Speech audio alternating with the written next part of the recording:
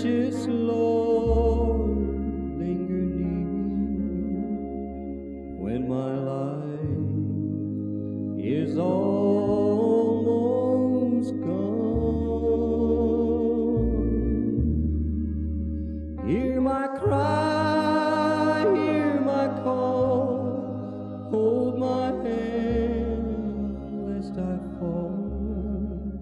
Take my hand, precious Lord, lead me home.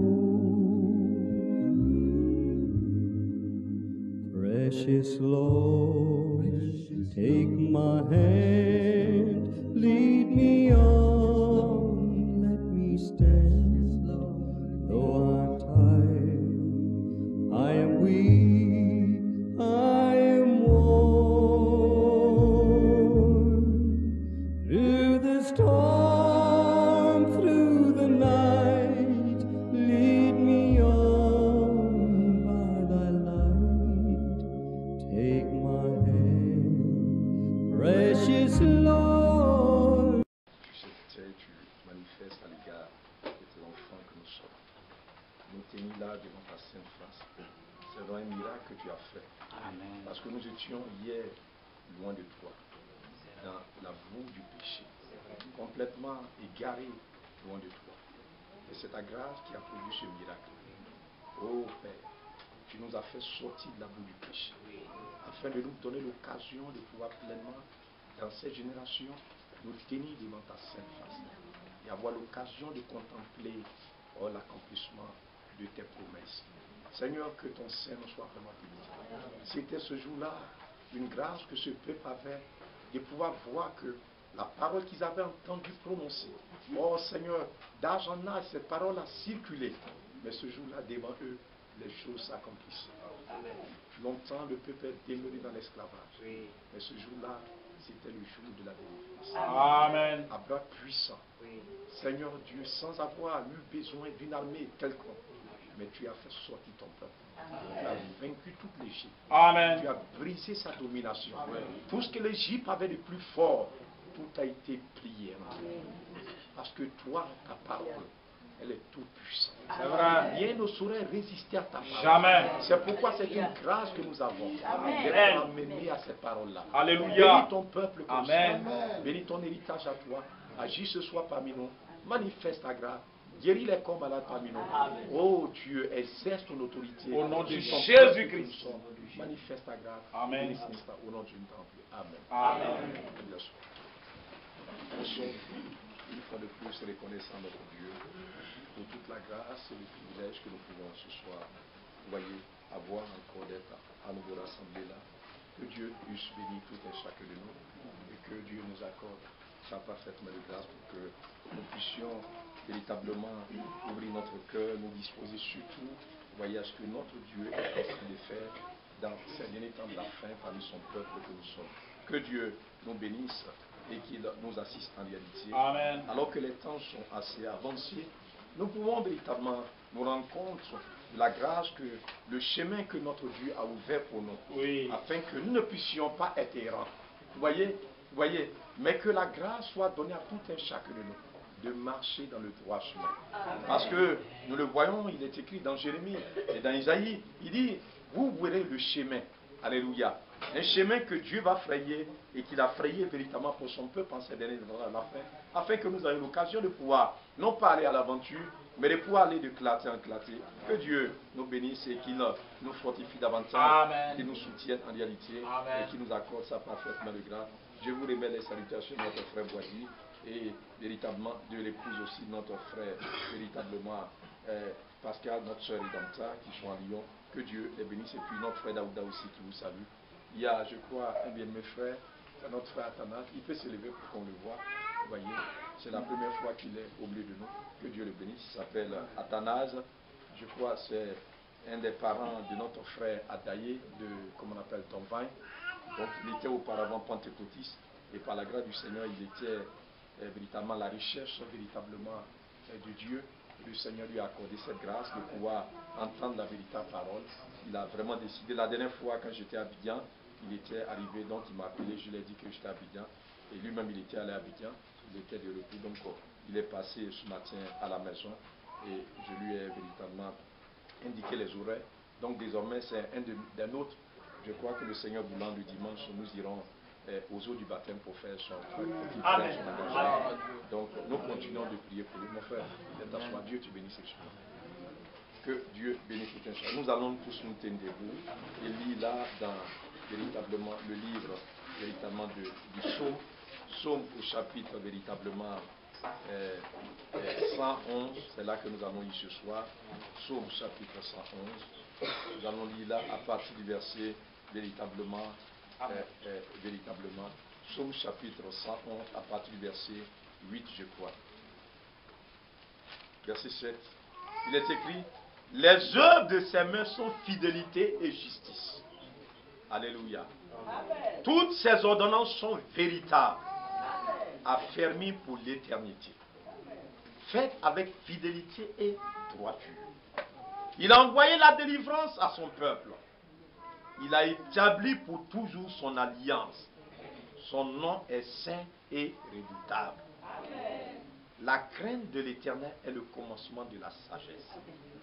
Tous ceux qui l'observent ont une raison saine. Amen. Sa gloire subsiste à jamais. Amen. Nous allons prier le Seigneur. Notre précieux Père Céleste, nous sommes encore reconnaissants à toi. La grâce que tu nous donnes de pouvoir lire ces quelques portions hors de ta parole.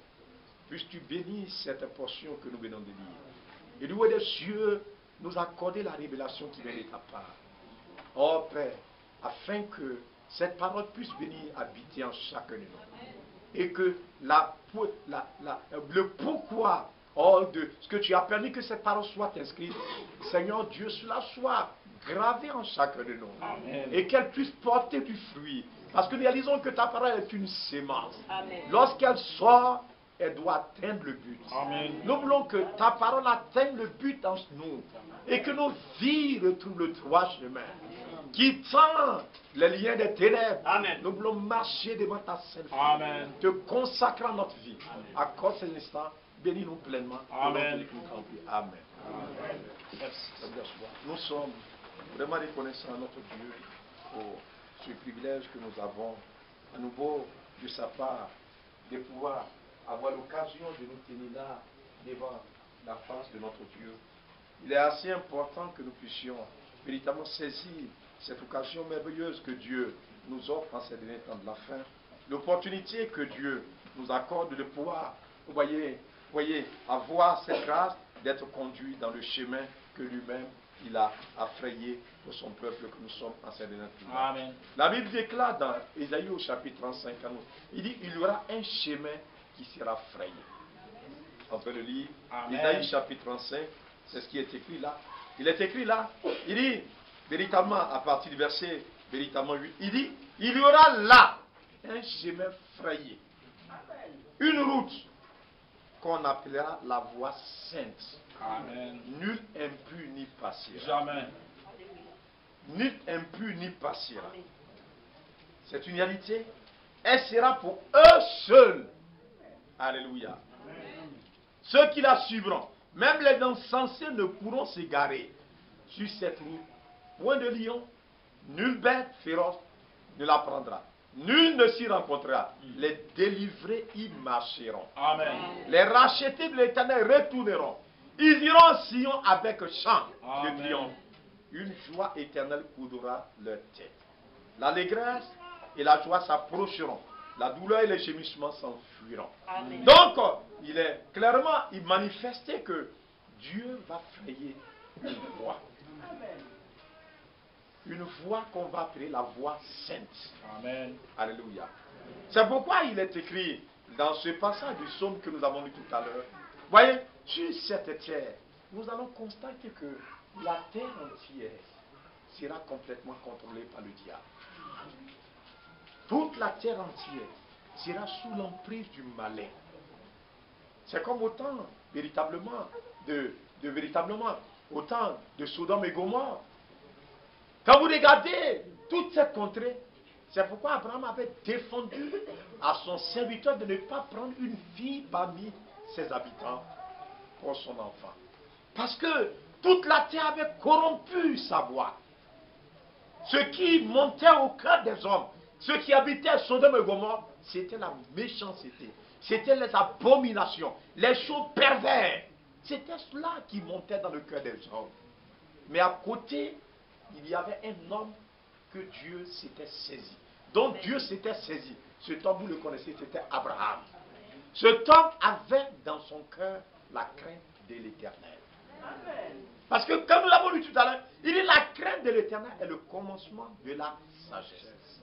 Tous ceux qui l'observent ont une raison saine. Amen. Que Dieu nous accorde sa grâce. C'est assez important que nous puissions saisir cela. Craindre Dieu. Parce que nous voyons que le but du diable, c'est d'amener tous les hommes à corrompre leur voie. Tous les hommes à marcher dans le dérèglement, dans la dissolution, amen, dans l'égarement total. Toute la terre entière sera complètement plongée dans ce véritable chemin qui sera vraiment un chemin assez triste et douloureux. Mais la Bible déclare, il y aura un chemin que Dieu va frayer. Amen. Mais pourquoi ce chemin-là? Et quels sont ceux qui peuvent marcher dans ce chemin-là? C'est la question que nous devons vraiment nous poser. Le chemin sera là. Mais comment faire pour pouvoir marcher dans ce chemin? Le Seigneur a dit, quand vous lisez dans les Saintes Écritures, il a dit que l'âge, on peut le lire, vous allez voir, c'est, je crois, dans Matthieu chapitre, je crois, 6 ou bien 7, là.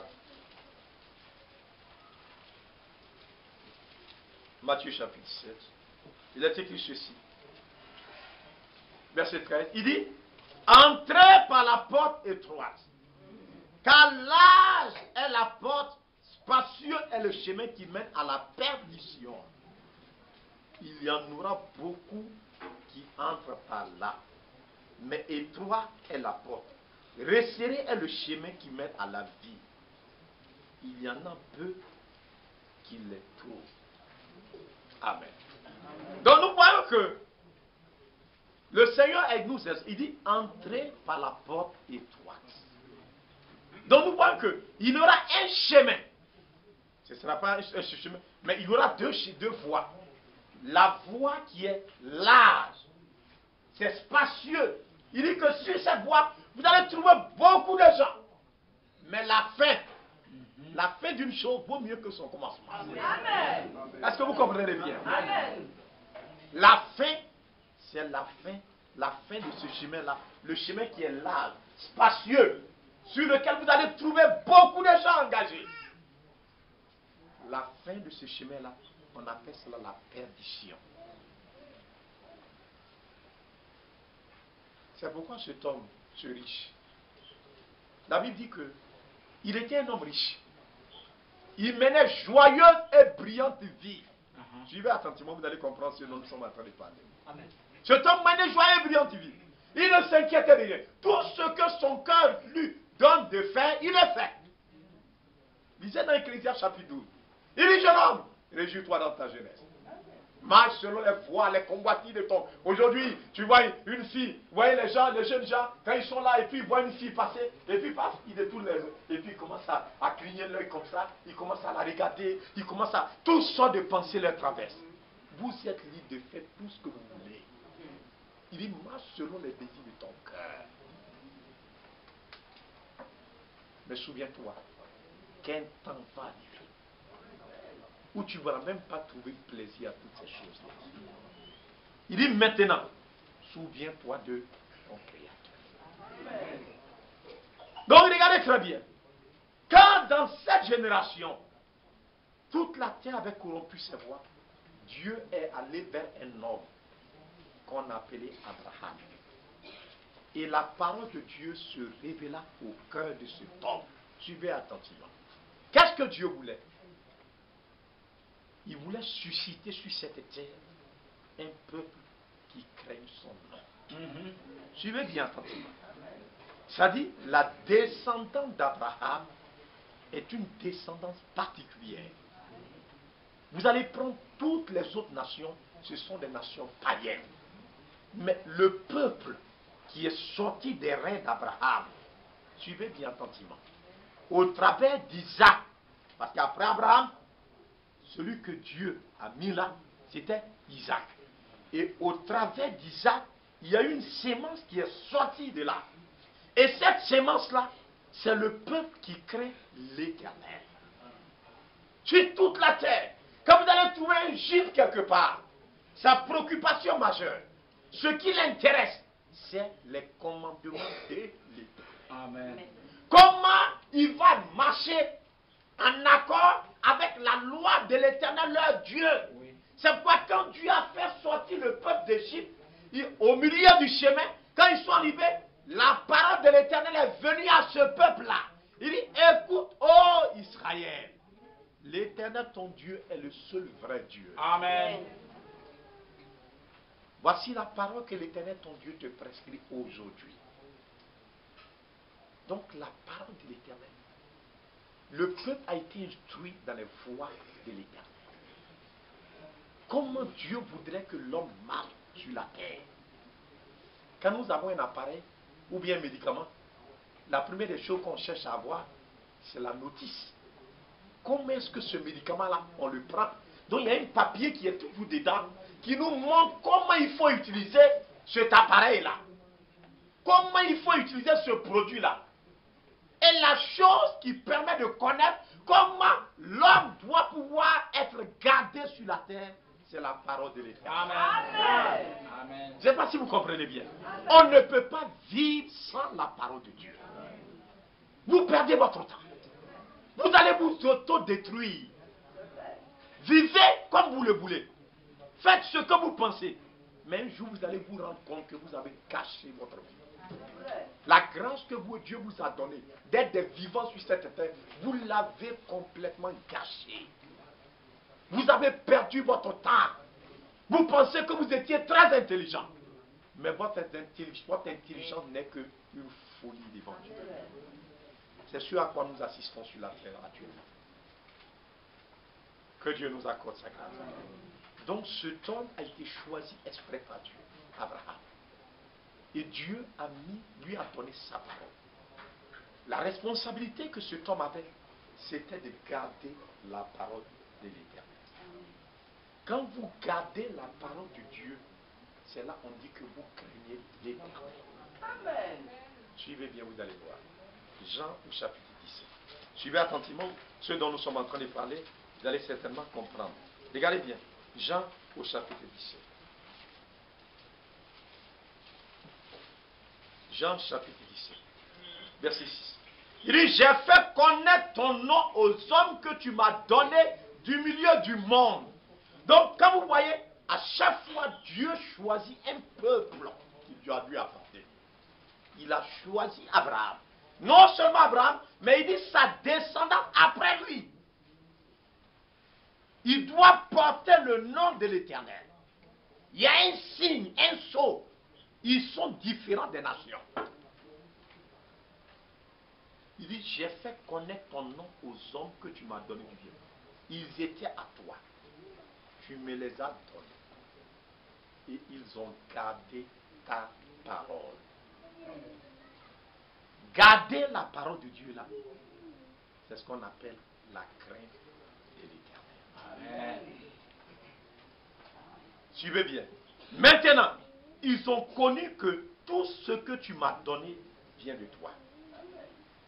Car je leur ai donné les paroles que tu m'as données. Vous voyez, non? Je leur ai donné les paroles que tu m'as données. Et ils les ont reçues. Amen. Il ne s'agit pas de venir s'asseoir ici, d'avoir une Bible. Ça ne sert à rien. Mais la chose importante, tous ceux qui vont à l'église là, combien qui gardent la parole de Dieu? C'est de cela qu'il est question. Quand on voit Abraham, il ne pouvait en aucun cas se comporter comme les nations païennes. Il était là à côté. Il y avait une dénomination qui était à côté de lui. C'était Lot. Où est-ce que Lot s'est retrouvé? À Sodome. Alors qu'il savait que ces hommes étaient méchants. Ces hommes ne craignaient point l'Éternel. Mais c'est là-bas que cet homme allait établir son QG. Mais Abraham est resté dans la volonté de Dieu. Amen. Abraham a gardé la parole du Seigneur.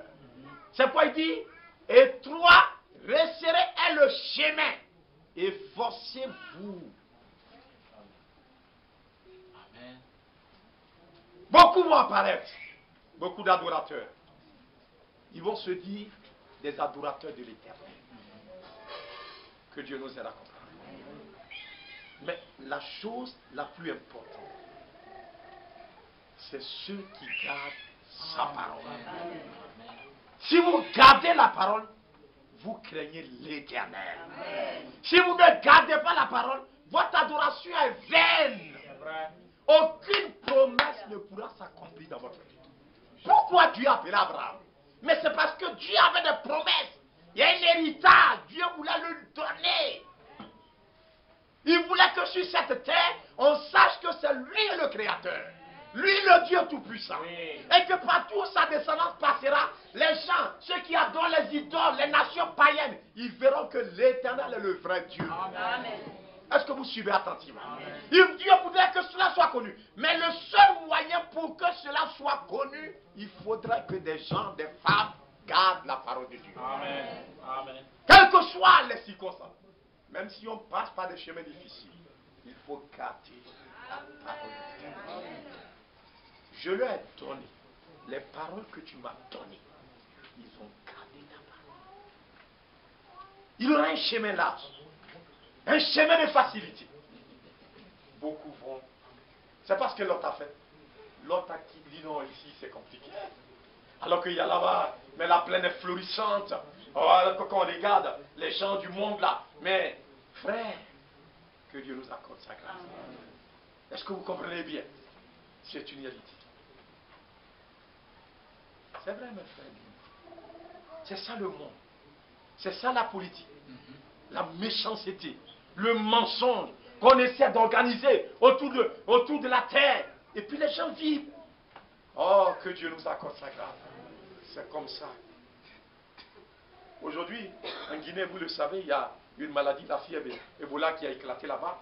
Mais ça, les organismes vont envoyer plein de sous.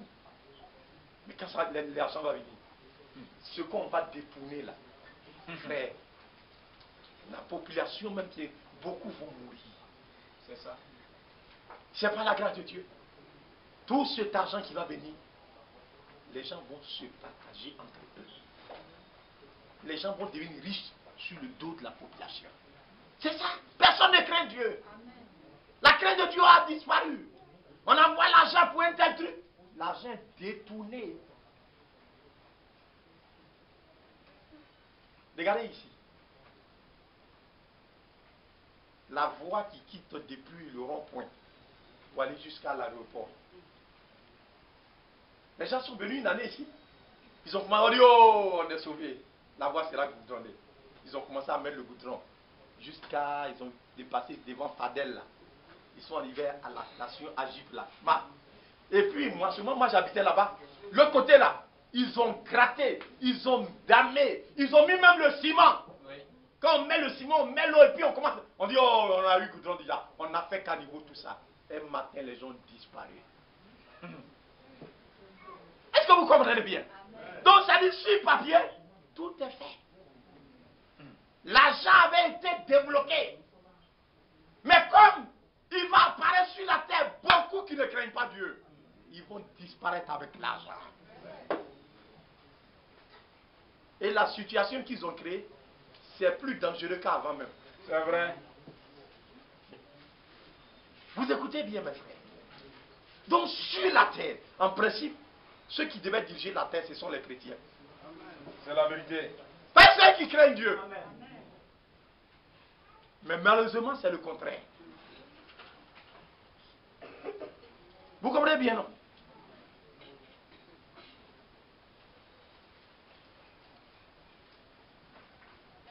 C'est vraiment malheureux. Et donc, quand la descendante d'Abraham a commencé à se multiplier sur la terre, le diable a vu qu'il est en danger. Parce que ne serait qu'un seul juif quelque part. On n'a pas besoin de deux. un seul juif quelque part et qui garde la parole de l'Éternel, frère, c'est une bombe. Amen. C'est une bombe.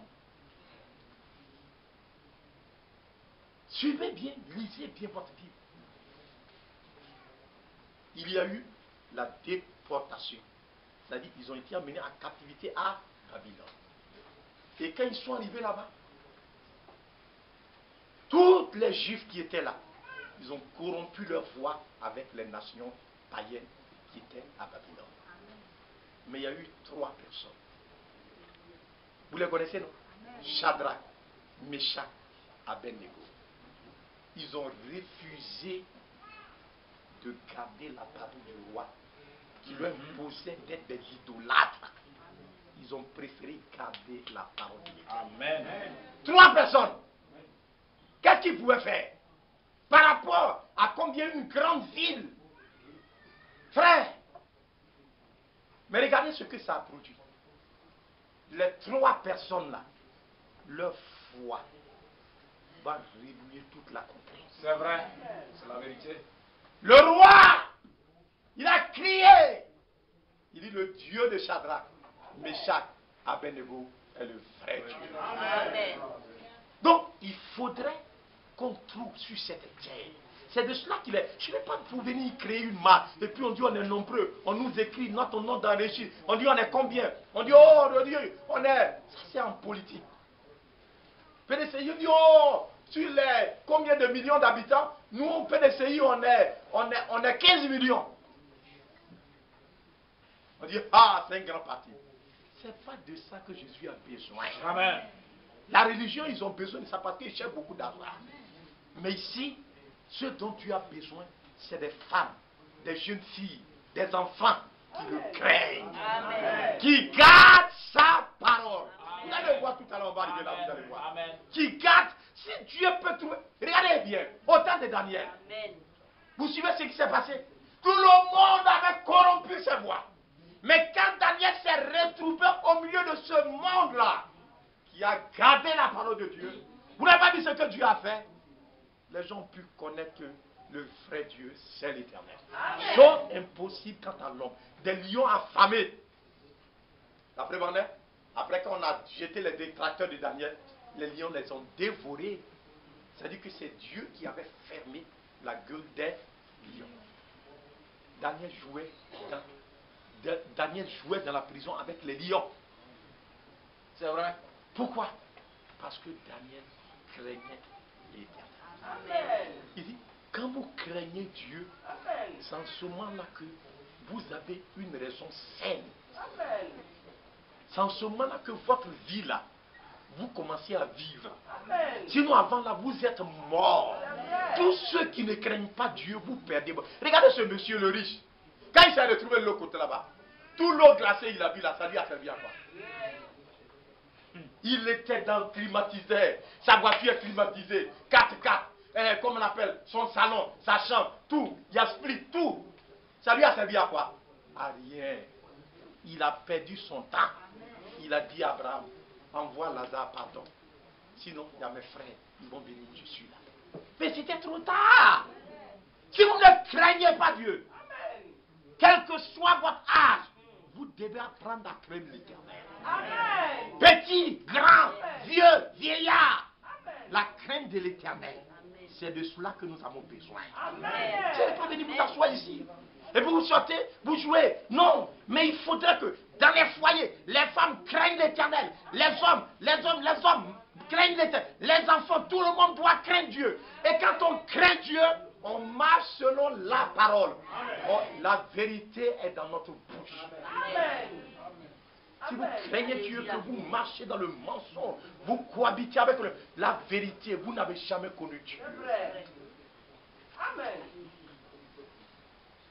Donc un jour, regardez dans le livre de Jonas, suivez là attentivement. On va aller rapidement parce qu'il est presque le temps super vite. Regardez dans le livre de Jonas. Après Amos, vous allez trouver Jonas. Amos, Abdias, vous trouvez Jonas. Jonas chapitre 1. À partir du verset 8. Alors il lui dit, dis-nous qui nous attire ce malheur. Quelles sont tes affaires? Et d'où viens-tu? Quel est ton pays? Et de quel peuple es-tu? Amen. Vous suivez, non? De quel peuple es-tu? Tu viens d'où? Il leur répondit, je suis hébreu. Je crains l'Éternel. Amen. Vous connaissez, vous voyez, un hébreu, c'est celui-là qui est sorti de la sémence d'Abraham. Quelle est la particularité sur la terre? Ils craignent l'Éternel. Voilà qu'on dit chrétien là. Les gens pensent que c'est le fait d'avoir une étiquette comme ça, on a collé. C'est pas de ça. Voilà notre origine. Craignons l'Éternel. Nous sommes le peuple qui craint Dieu. C'est ça on dit chrétien. Le peuple qui craint l'Éternel. Nous sommes des enfants d'Abraham. Maintenant, notre deuxième caractère, notre carte d'identité, nous craignons l'Éternel. Mais si tu dis, ah frère, tu es... Oui, il y a longtemps, c'est nous on a envoyé l'église ici. Non, tu crains l'Éternel? Oh, moi je crains Dieu. Vous écoutez bien? Mais ta vie, ça parle plus fort que tes paroles. Amen. John Wesley un jour a dit, il dit quand j'arriverai quelque part, je ne vais pas dire à quelqu'un que je suis chrétien. Amen. Mais je vais laisser les gens eux-mêmes, quand je vais vivre avec eux. Vivez, vivez. Regardez dans le quartier où vous vivez là. Laissez les gens rendre votre témoignage. Amen.